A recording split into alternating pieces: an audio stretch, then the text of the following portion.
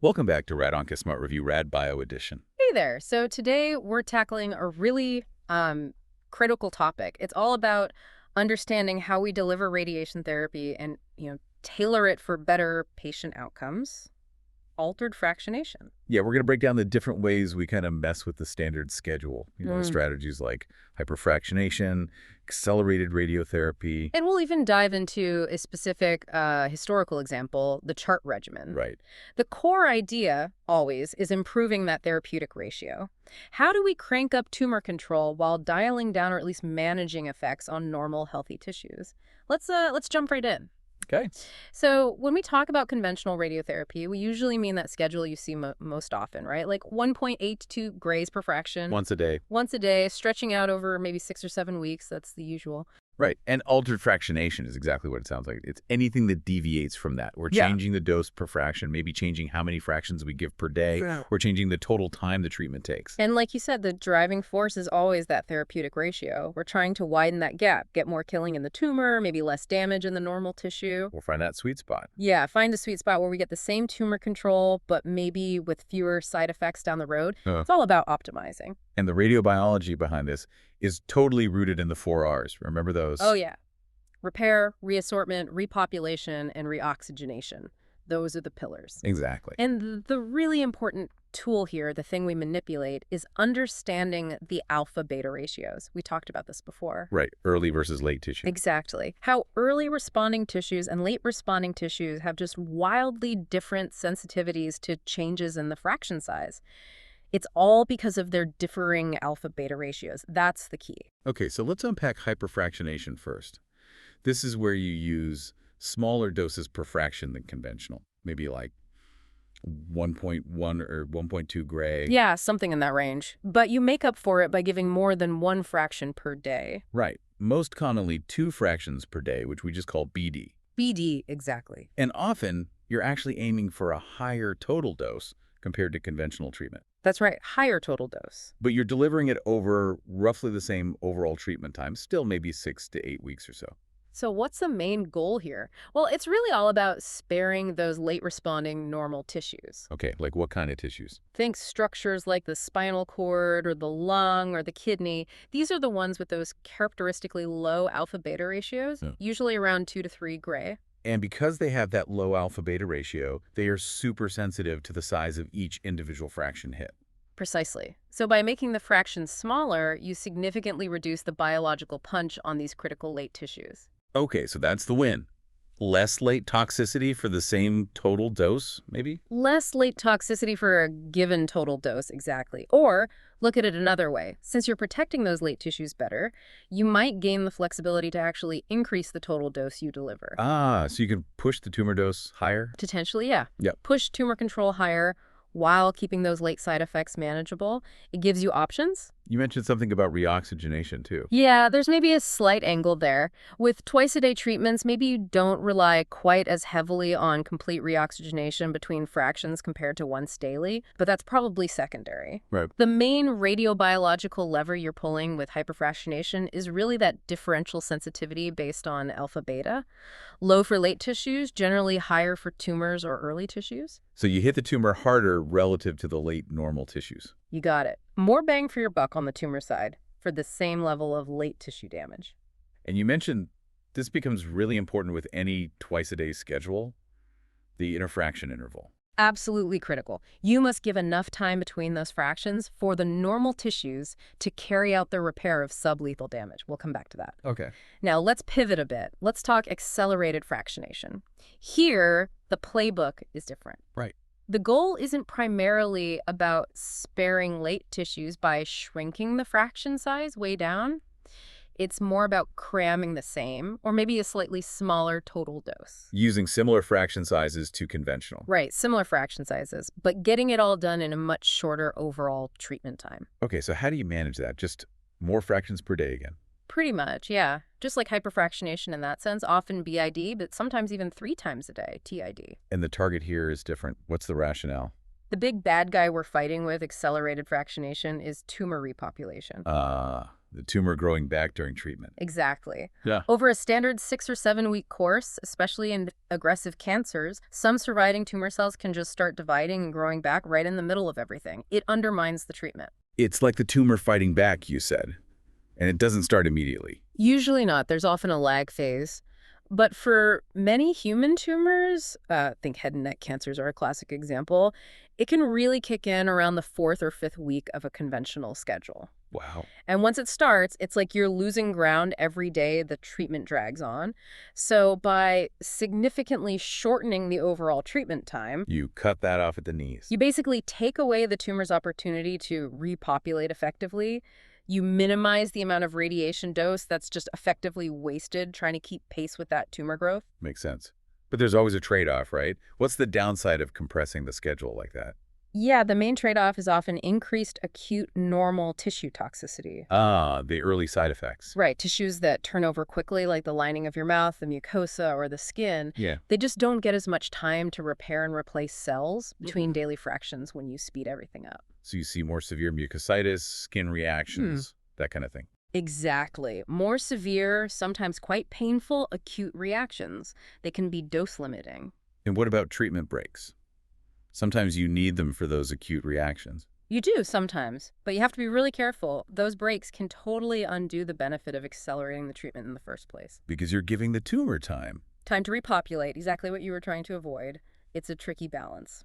Okay, and what about late effects with accelerated fractionation? If the fraction size is similar to conventional. Theoretically, yeah, if the dose per fraction is similar to conventional, the late effect risk should be similar. But that's a big if. What's the if? The if is whether those interfraction intervals are long enough. If you're rushing things and the gap between fractions is too short, then you get incomplete repair. And that can worsen late toxicity too? It absolutely can. So that interval is still key, even if the primary goal isn't late tissue sparing. Got it. So when do we really lean towards accelerated fractionation? Which tumors? It makes the most sense for those tumors we know are fast growers, where repopulation is really a major threat to treatment success. Head and neck again. Head and neck cancers are the classic examples, yeah? Things where you might look at biological markers like a tumor's potential doubling time, the teapot, or its labeling index. Those can help identify the fast growers that might benefit most from acceleration. Okay, let's circle back to that interfraction interval you mentioned.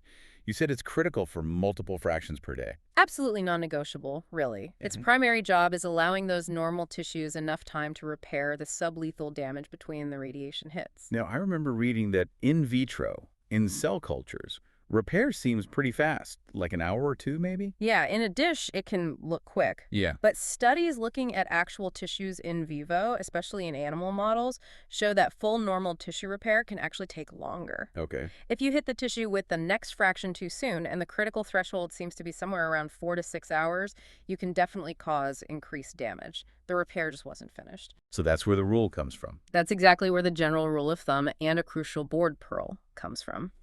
A minimum interval of 6 hours between fractions when you're treating BID. Minimum 6 hours.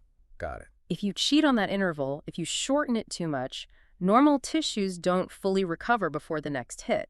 It becomes cumulative damage. Effectively increasing the biological dose to those normal tissues. Right, and risking more severe toxicity, both acute and potentially, as we said, even late toxicity if it's consistently too short. Okay, 6 hours minimum. Clear. Now, let's dive just a little deeper into that accelerated repopulation idea because it really is so fundamental to why we use accelerated schedules. Right, the tumor fighting back. Yeah.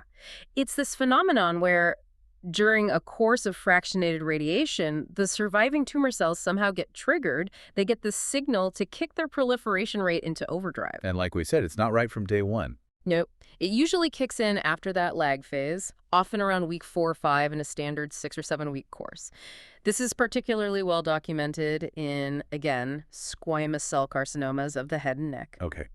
And is it a big effect? How much dose are we talking about losing? It can be pretty significant. The estimates vary, but some suggest you might effectively be losing the equivalent around zero point 0.6 grays per day to this repopulation once it really gets going. 0.6 grays a day. That's huge. That's like a third of a standard fraction. It really adds up, and it just underscores why finishing a radiation course on time without unnecessary interruptions or breaks is so incredibly important. And it's the core reason for accelerated schedules in those types of tumors. Exactly. That's the primary radiobiological rationale. Okay. Now, you mentioned CHART earlier, that historical regimen. Let's talk about that. It tried to combine things, right? It really did.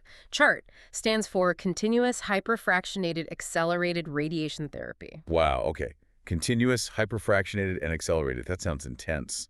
Oh, it was intense. The schedule was 3 fractions per day. 3, okay. Each 1.5 gray. So smaller than conventional, that's the hyperfractionation part. And it was continuous. What did that mean? It meant treatment 7 days a week, no weekends off, just keep going. Whoa. The total dose was 54 gray, which doesn't sound super high on its own. It delivered over An incredibly short overall time, just 12 consecutive days. 12 days. That's 36 fractions in less than 2 weeks. Exactly. Super compressed. So let's break down the radiobiology again. The small 1.5 gray fraction size is the hyperfractionation. Aiming to spare late tissues, right? The very short 12-day overall time is the acceleration. Designed specifically to beat tumor repopulation by not even giving it time to start. And the continuous part, no weekends, reinforces that acceleration goal too. Absolutely. Minimizes any little gap where tumor cells might try to get ahead. So what happened in the trials? Did it work? Well, clinical trials like the big CHART head and neck trial actually showed pretty impressive local tumor control compared to conventional schedules. Especially in certain patient subgroups, the results were quite good. Okay, so good tumor control. What was the catch? The catch, and it was a big one, was the acute toxicity. Ah, those early side effects again. Because of the intensity. Because of that relentless, no-break schedule, patients developed really significant, often quite severe mucosal reactions. Confluent mucositis appearing early. That sounds rough. Did it heal? It did tend to heal relatively quickly after the 12 days were up and the treatment finished. But during treatment, it was tough. What about the lead effects? Did the hyperfractionation part work? Interestingly, yes, it seemed to. The late effects reported were generally not significantly worse than conventional radiotherapy, and in some studies, potentially even a bit better. So the small fraction size did seem to protect late tissues. It supports that idea, yeah.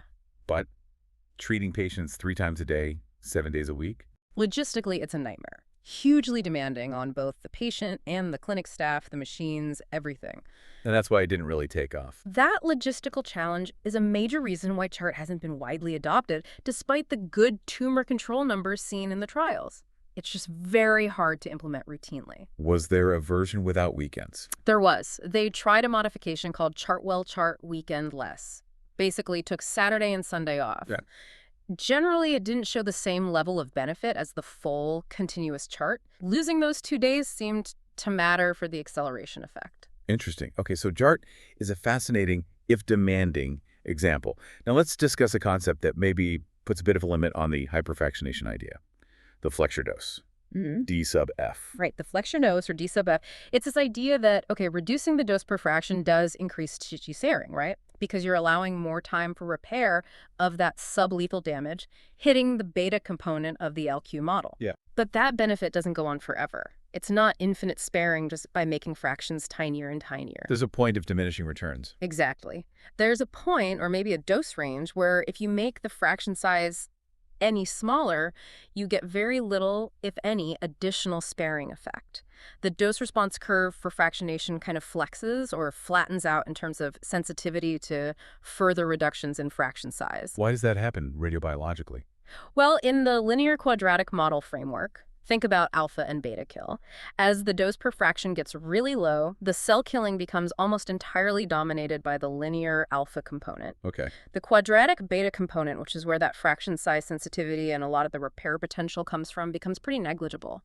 If there's no beta kill happening, there's no beta-related repair to benefit from by splitting the dose further. Is there a number for this flexure dose? It depends on the tissue's alpha-beta ratio.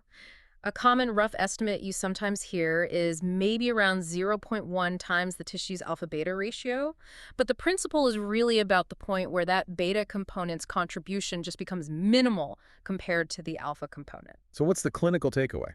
The clinical implication is that there's a practical limit to the benefits of extreme hyperfractionation. Making your fractions incredibly tiny, well below this flexure dose, might just dramatically increase the number of fractions and the treatment complexity. Without actually giving you much more late tissue sparing. Exactly. Hyperfractionation works by using fraction sizes small enough to exploit the difference in beta components between late tissues, low alpha beta, and tumor-early tissues, higher alpha beta.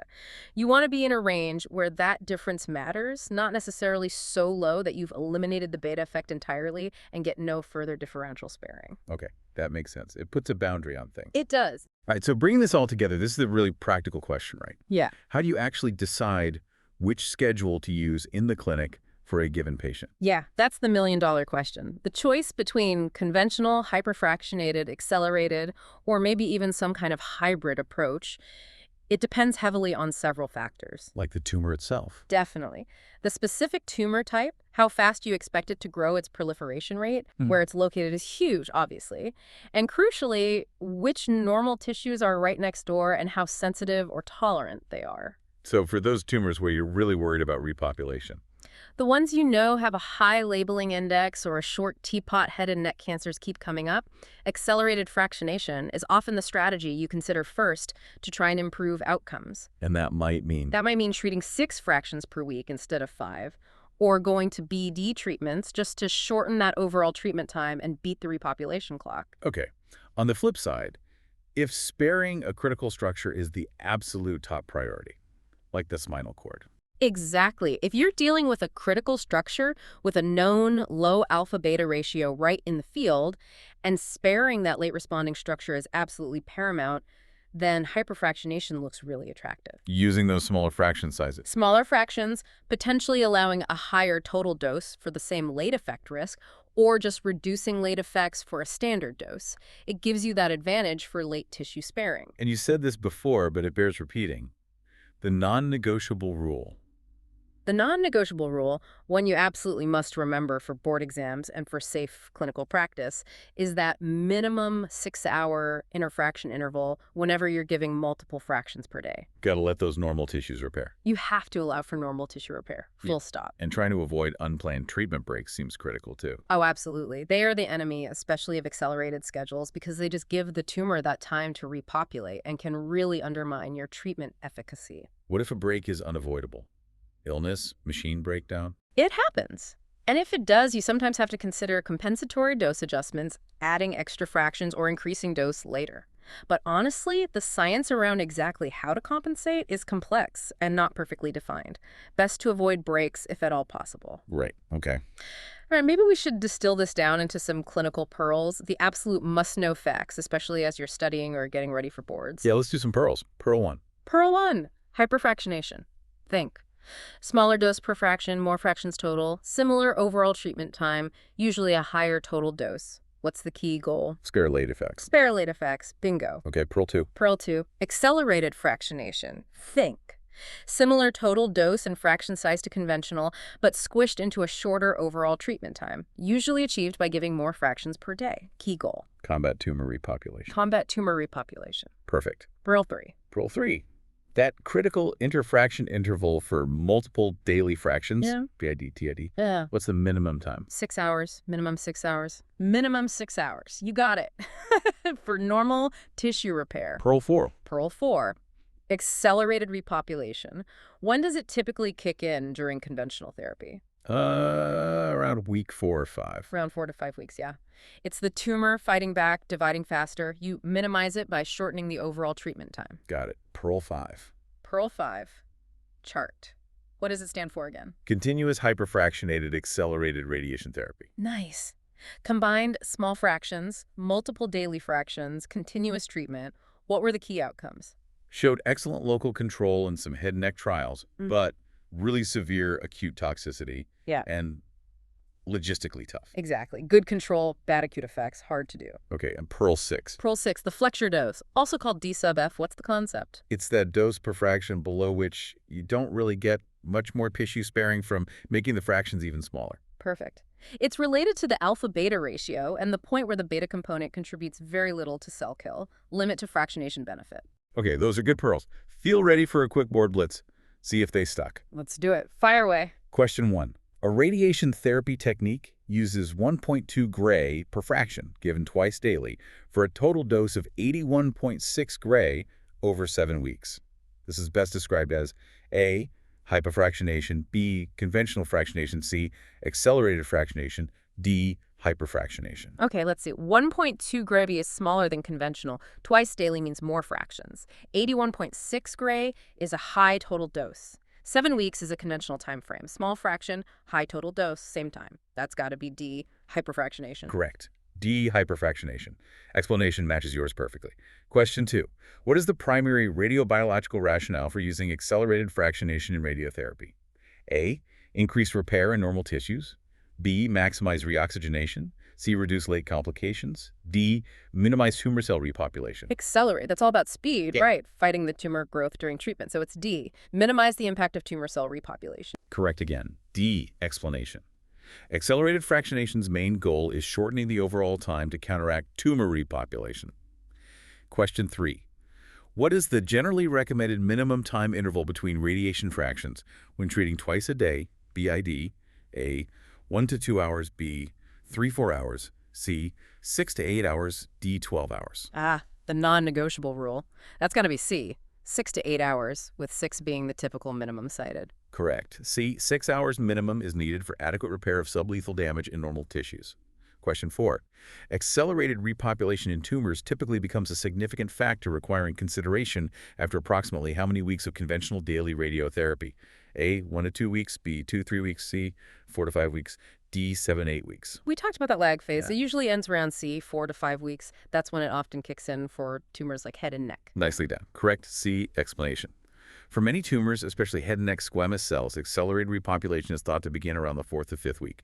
You nailed the blitz. Phew, good review. So to kind of wrap up our discussion today on altered fractionation. Yeah, we've covered quite a bit. We looked at how hyperfractionation uses those smaller fractions over a similar time frame, really, to spare late effects by leveraging the low alpha-beta ratios of those late-responding tissues. And then how accelerated fractionation goes the other way, compressing the treatment time to try and shut down tumor repopulation, which is really crucial for those faster-growing cancers. And remembering that absolute need for at least 6 hours between multiple daily fractions for normal tissue repair that's just vital, cannot stress it enough. Yeah.